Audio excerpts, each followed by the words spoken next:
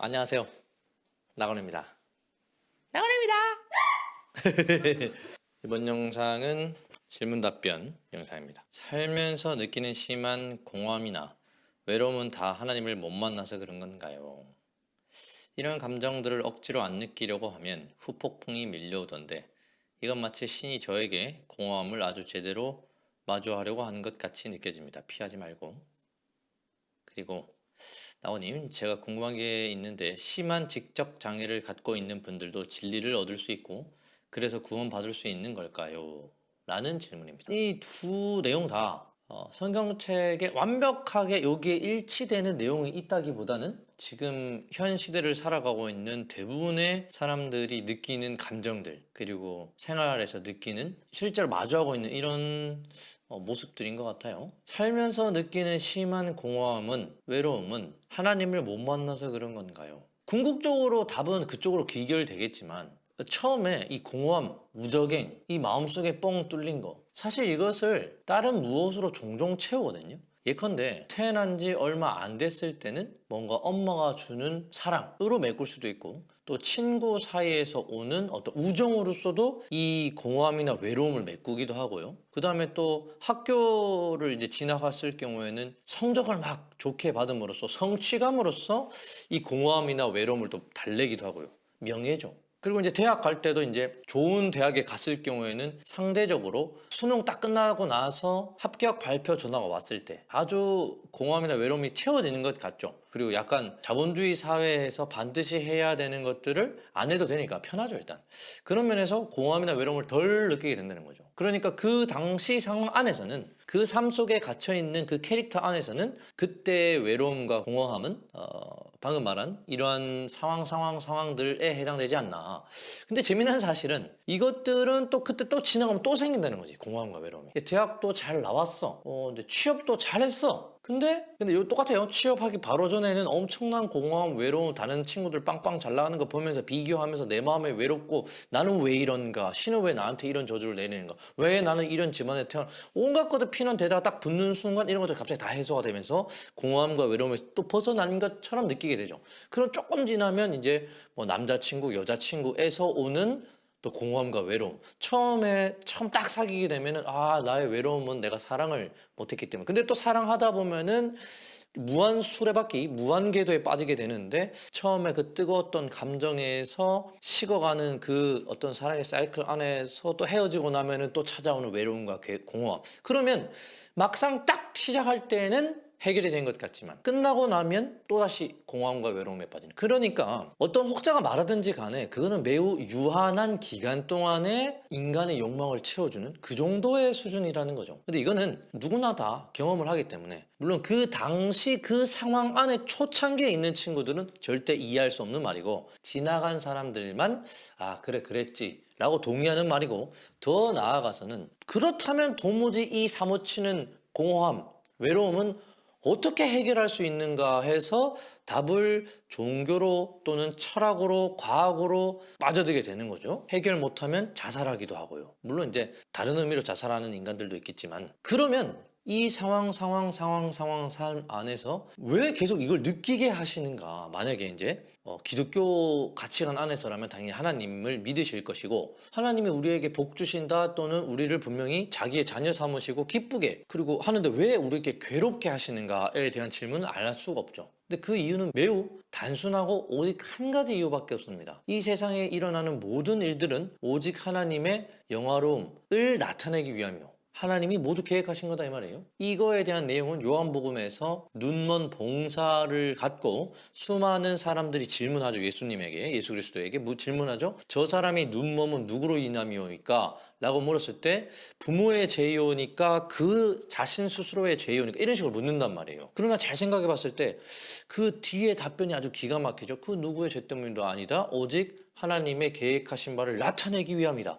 그러니까 우리가 괴로움 받는다는 것은 분명 하나님이 우리한테 계획하신 바가 있다는 뜻이고 그 계획하신 바를 나에게 이뤄내기 위해서 나한테 이러한 상황들을 허락하신다는 거죠. 더 나아가서 이제 결론입니다. 우리가 공허함과 외로움과 그리고 이 짧은 이 등락을 경험하는 이유는 하나님을 찾게 만들기 위하여입니다. 우리가 고통받는 이유는 오직 유일하게 하나입니다. 하나님을 찾게 만들게 하기 위함입니다. 다르게 질문을 바꿔볼까요? 우리가 어떠한 것도 부족하지 않은 상태, 그러니까 무한과 유한, 부족함, 부족하지 않음, 이런 것들을 비교해 봤을 때 우리가 유한한 생명을 갖고 있기 때문에 영원한 생명을 바라죠. 우리가 유한한 기름, 에너지, 자본 뭐 등등등 생명, 가장 대표적인 게 생명이죠. 이런 상황이기 때문에 무한한 걸 꿈꾸는 거잖아요. 우리가 무한한 생명을 받았고 지구에 무한한 에너지가 솟아난다면 우리가 하나님을 찾을까요? 이 질문이 중요한 거예요. 애초에 우리가 이 나그네 길로 우리 인간을 디자인하신 이유, 애초에 우리가 죽음을 예비한 이유, 우리가 고통받는 이유, 요게 있다는 거죠. 인간은 유한하지 아니하면 하나님을 찾지 않기 때문입니다. 동의가 되는지 모르겠네요. 그러니까 적어도 어떤 목회자나 신학자나 그런 사람들이라면 이 정도의 답변은 나와야 되는 것이 아닌가. 왜 우리가 죽어야만 합니까? 왜 우리에게 유한한 삶을 허락하셨습니까? 왜 우리는 갈급한 상태로 하나님께서 허락하셨습니까? 여기서 갈급함이라고 하면 아까 전에 말했던 수많은 예제들 다 포함하는 겁니다. 왜 우리의 마음을 텅 빈 공허의 상태, 무정행의 상태에 우리를 가둬놨을까라는 질문에 답변이 이 정도까지 나와야 된다는 거죠. 그래야 나의 삶에서 일어나는 일들이 납득이 되고 이해가 되고 받아들여질만 하다는 거죠. 그래서 이러한 상황은 피할래야 피할 수가 없습니다. 피하려고 하는 행동이 뭐냐면 그 잠깐 느껴지는 갈급을 인간의 육적인 방법으로 채우는 행동이 바로 피하는 거예요. 실제 내가 느끼는 공허는 하나님, 신과 관련된 부분인데 그거는 싹 덮어버리고 인간 삶 안에서의 만족을 추구하는 것 자체가 피하는 모습입니다. 그러니까 반드시 그 사람에게는 예비되어 있습니다. 무엇이? 하나님을 다시 찾게끔 만드는 하나님의 계획하심이 예비되어 있는 겁니다. 잘 들어보면 인간의 관점에서는 저주입니다. 왜냐면 괴롭거든요. 내가 돈을 막 열심히 추구하고 살아요. 이 공허가 안 채워지니까 막 돈을 추구하고 살아요. 그러면 그 사람에게는 돈이든 뭐든 다른 걸로 빵꾸 내가지고 이 하나님을 찾게끔 만들 수밖에 없죠. 그 증거로서 지금 삼성이 우리나라의 짱이잖아요. 왜 고 이병철 회장이라는 사람이 17가지 질문이었나? 뭐 엄청 질문을 남겨왔단 말이에요. 거기 안에 그런 질문들이 즐비합니다. 더 옛날 사람, 중국 사람으로 예를 들면 진시황이죠. 진시황이 다 가졌음에도 불구하고 계속 무언가를 찾아다닌단 말이죠. 네. 잘 생각해 보십시오. 그러니까 어느 누구도 뭘 채운다고 할지라도 비껴나갈 수가 없단 말이다. 도망갈 수 없습니다. 이 질문에. 예, 그래서 첫 번째 이제 댓글은 제대로 잘 느끼시고 계시고 하나님이 계획하신 대로 의도하신 대로 바라는 대로 잘 경험되어지시고 계시다. 그렇다는 거죠. 첫 번째 질문은 충분히 답을 한 것 같아요. 두 번째 질문은 이런 대화 자체를 이해할 수 없는 심한 지적 장애를 가진 그분들은 진리를 얻을 수 있고 구원도 받을 수 있느냐? 일단 여기에 대해서 답변을 한다면 비성경적이라고 생각합니다. 왜냐하면 구체적으로 물리적, 피지컬적인 장애를 가진 사람들은 성경에서 많이 등장했으나 이 정신지적 장애가 등장하는 경우는 제가 기억이 안 나거든요. 일단 기본적으로. 하나님이 눈 뜨게 해준 거는 봉사, 피지컬적인 거죠. 그 다음에 뭐 귀머거리, 그 다음에 뭐 고쳐주신 거는 하여간 피지컬적인 걸 고쳐줬단 말이에요. 물론 겉을 고쳐주셨으나 실제로 하나님이 고치고자 싶으신 것은 눈 뜨게 만든다라는 게 너희들이 눈을 멀었다. 아니 저희들은 눈을 뜨고 있는데요. 아니 너희들은 눈이 멀었다니까. 아니요 저는 눈이 뜨고 있는데요. 하나님이 말씀하시는 눈은 하나님을 바라볼 수 없는 그 눈깔이, 멍청한 눈깔이, 비늘에 덮인 바울이 처음에 하나님 딱 만났을 때 비늘이 덮여가지고 누구야 엘리야인가? 누구 찾아갈 때까지 이 눈이 못 뜬단 말이에요. 그 느낌에 너희들이 본다고 하나 보지 못하고 듣는다고 하나 듣지 못하는 그 상태를 고쳐주시는 분이 예수 그리스도시긴 한데 겉으로 보기에는 어쨌든 피지컬적인 부분을 고쳐주잖아요. 그러니까 정신지적 장애 이쪽 관련해서는 본 적이 없는 것 같아요. 그러나 과감히 이 부분은 성경에 저는 본 적이 없습니다. 일단 추론하건대 우리가 생각하는 진리 또는 구원이라고 하는 것이 신학자들이나 목사님들처럼 성경을 많이 읽고 새벽기도 열심히 나가고 기도 열심히 하고 말씀 열심히 읽고 봉사하고 충성하고 교회생활 열심히 하는 거라고 착각하니까 이런 질문이 나오는 겁니다. 하나님의 구원의 기준은 너 안에 나 있냐?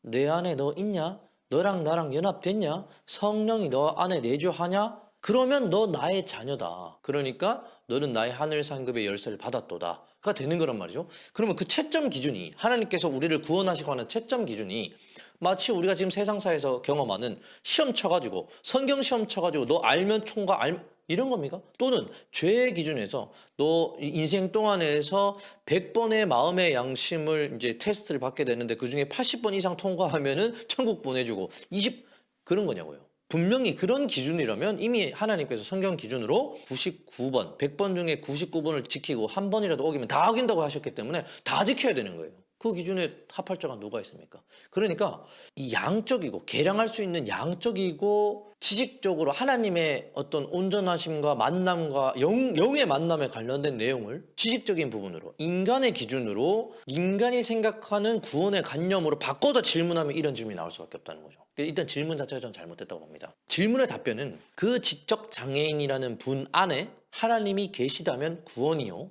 하나님이 안 계시다면 아무리 그 지적장애인이 아무런 잘못이 없어 보여도 지옥입니다. 이거는 옛날 유명한 사람들한테도 적용할 수도 있는 말이에요. 이순신 장군은 우리나라 입장, 내가 대한민국에서 태어났으니까 대한민국 사람들 입장에서는 영웅이죠. 그렇지만 그 사람은 살인 졸라 많이 한 사람이에요. 다 죽였잖아. 일본 사람들 다 죽였잖아. 살인자예요, 살인자. 그러니까 우리나라 입장에서는 이거 우리나라의 영웅, 세종대왕급으로다가 졸라 멋진 분인데, 게다가 우리가 그 식민지에 그 했던 기억이 있기 때문에 일본 졸라 싫은데, 엄청 싫은데 그거를 딱 맞서 싸운 사람이 이순신 장군이시니까 그분은 지옥 안 갔으면 좋겠는데, 잘은 모르겠지만 이순신 장군 그 시기에 이순신 살아 계셨을 때 그의 안에 예수 그리스도가 계시면 천국이요, 안 계시면 지옥입니다. 그리고 여기서 죽어서 지옥 간다라는 표현보다는 이미 심판받아 그의 죄의 삭수로 말미암아 이미 심판받았죠. 왜? 그의 안에 하나님이 안 계심으로 무한한 공허함에. 그래서 요거를 지금 앞뒤 첫 번째 댓글과 두 번째 댓글 상황에 한번 좀 보면은, 왜 그가 유교 관념 안에서 이 이는 예지신, 그리고 충이라는 이거에 완전 매몰되어서 열심히 살 수밖에 없었는가? 그의 기준에는 이 충이라는 이것을 지켜내는 것이 나라를 위하여 목숨 바쳐 하는 이 모든 것들이 선으로 생각했기 때문입니다. 분명 그렇죠. 이거에 대한 예시를 모세 입장에서 들어보면, 모세는 애굽의 왕자입니다. 물론 그 스토리 이렇게 해가지고 원래 유대 사람인데 그 바구니 띄어갖고, 하지만 어쨌든 그 사람의 직분과 그 당시 상황의 모습은 애굽의 왕자입니다. 애굽의 왕자. 근데 바로 배신 때리고 노예로 부리고 있던 그 사람들과 동화돼서 탈출시키는, 사실상 쿠데타의 가장 대표라고 하면 모세예요. 그러면 방금 말한 이 충이라는 개념과 벌써 반대급부 있지 않아요. 그러니까 우리가 갖고 있는 고정관념과 이것이 좋은 것이다라고 생각하는 이 고정관념은 전부 다 인간의 삶과 역사 안에서 시기에 따라서 변화하는 것들이에요. 그러니까 이런 것들이 결코 기준이 될 수 없다는 겁니다. 또 있죠. 이런 인물은 너무 많아요. 야곱 맞죠? 야곱, 총리 된 새끼. 다른 나라 가갖고 총리하는 거 아닙니까? 지금으로 치면은 한국 사람이 저기 일본 가서 일본 총리 된 거 아닙니까? 일본, 근데 거기서 너무나 기가 막히게 일을 잘해버리죠? 야곱 맞나? 야곱이 아니고 요셉 같은 경우에도 결국에는 우리나라 입장에서 친일한 거 아닙니까? 친일. 그러니까 잘 생각을 하셔야 될 게, 우리가 기존에 갖고 있던 모든 개념, 관념 이런 것들은 우리 기준에서, 그것도 한 시간 안에 갇힌 인간들, 시간 안에 갇혔다라는 거는 해봐야만 100년 살고 가는 거 아닙니까? 그 100년 안에 사는 사람 사이 안에서의 대다수의 사람들이 옳다라고 생각하는 그것을 선으로 느끼고 있다. 그러니까 이거를 옛날 버전으로, 그냥 상상이 안 되실 텐데, 옛날 버전으로 이렇게 적용을 해본다면, 조선시대 또는 고려시대에 태어난 사람이라면, 또는 더 옛날에 민며느리제, 그 다음에 대릴사회제, 더 옛날로, 더 옛날로 갔을 때 또 우리 성경에서 등장하는 걸로, 형님의 결혼을 했는데 형님이 죽으셨다, 나의 친형이 죽었다, 그러면 내가 내 부인으로 맞아야 돼요. 사랑하는 사이가 아닌데. 근데 그 당시 때 그게 선이고 잘 지켜 행하는 거였단 말이에요. 그러니까 결론이 뭐냐, 내가 갖고 있는 기준 해봐야 100년, 여기 안에서만 거의 대다수가 옳다라고 믿고 하는 아주 그냥, 이걸 어떻게 표현해야 될까, 너무나 가벼운 짧은 이 순간, 찰나의 순간 아래서의 선일 뿐이다. 그러므로 하나님이 우리에게 보여주시는 약속은 결코 변하지 않으며 시간에 따라 바뀌지도 않는 것입니다. 따라서 기존 교단, 교회, 신학자들이 주장하는 시기에 따라 다르게 해석해야 된다, 이딴 개소리는 하나님이 말씀하시고자 하는 시간과 시대와 전 역사에 상관없이 임재하시는 하나님을 몰라서 하는 개소리일 뿐입니다. 하나님의 체크 방법은 오직 한 가지뿐이신데, 내 안에 너 있냐? 너 안에 나 있냐? 내가 너랑 연합됐냐? 너랑 나랑 연합됐냐? 그러면 너 내 거다. 그렇기 때문에 모세가 사실상 친일, 요셉이 사실상 친일 했어도 그 자는 구원받는 겁니다. 우리가 알잖아요. 성경에서 등장하는 그 인물들 다 하나님한테 들림받고 하잖아요. 다 유명한 사람들이잖아요. 상관이 없다라는 거. 따라서 마지막 질문을 이런 이야기 속에서 추론하자면 심한 지적 장애를 갖고 있는 분들조차도 이 성경적인 내용을 모른다고 할지라도 하나님이 그의 안에 계시고 그와 연합된 그 영과 연합된 상태라면은 곧 천국이다. 또한 하나님이 연합되지 아니한 상태라면 아무리 선해 보이는 모습을 하고 있지라도 곧 지옥이다. 네, 그렇습니다. 그렇다고 생각됩니다. 그리고 또 하나 이제 첨언하자면 하나님은 딱 그에 맞는 고난과 시련을 허락하신다고 하셨기 때문에 각자에게 맞는 버전, 그 맞는 버전이라 하면 딱 그 사람이 그런 고통을 받았을 때 가장 빨리 하나님께 돌아올 수 있도록 만들어주는 그 버전의 스토리들을 각각에게 허락하시니까 이 지적 장애인도 그 존재에게 맞는 기준이 있다는 거죠. 그리고 우리의 잘못된 추론 중에 하나가 와 쟤네들 너무 불쌍하다라고 이런 말들이 있잖아요. 얼마나 이게 오만한 표현이냐면 자기 기준에서는 저 사람이 불쌍한 겁니다. 왜?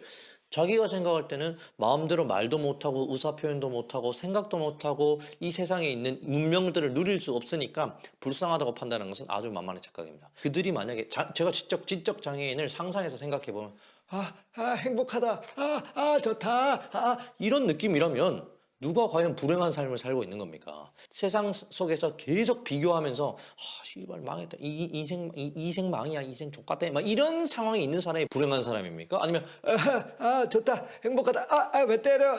이런 사람이 행복한 겁니까? 그러니까 너무 편협한 질문인 것 같아요. 좀 더 정말 하나님의 관점, 정말 하나님의 시각 저한테 질문하지 마시고 하나님께 질문하셔서 그 답을 들으시기 바랍니다. 네, 오늘은 여기까지입니다. 안녕.